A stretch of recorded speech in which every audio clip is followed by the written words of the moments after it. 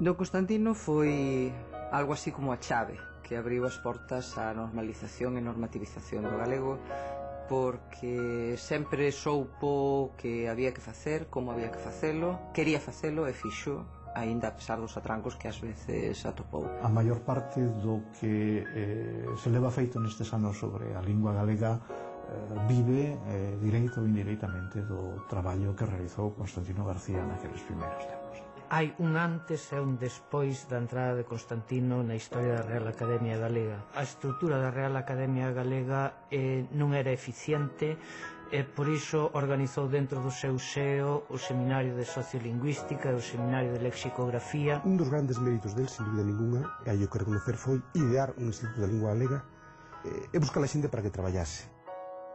Montou equipos de investigación con planificación. Moitas veces oín decir os meus mestres do campo lexicográfico: non hai perfección neste mundo das definicións das palabras. Todas as linguas están en constante evolución. Con 600 nos lanzamos a percorrer Galicia durante 2 anos, preguntando en 167 puntos unhas 4.000 e pico preguntas. Aquelas enquisas en directo e de paso tamén coñecendo Galicia. Non simplemente investigar a lingua, que sí que investigamos e recollémola por todo o territorio lingüístico, sino que esa investigación que nos facíamos que tivese unha utilidade social.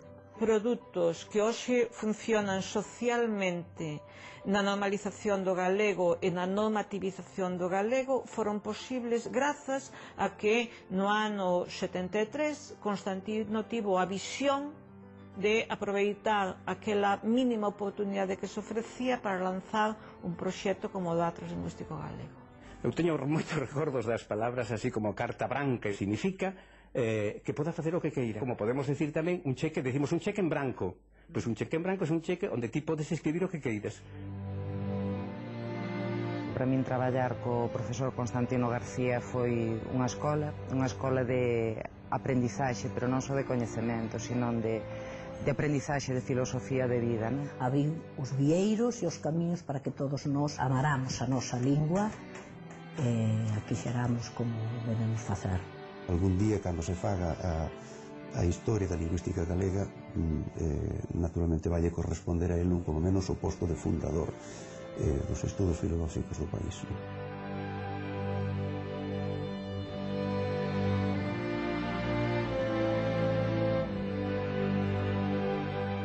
Ademais de todo o dito, vostedes recordarán seguramente a don Constantino polos 1430 artigos que escribiu en La Voz de Galicia explicando palabras ou familias de palabras.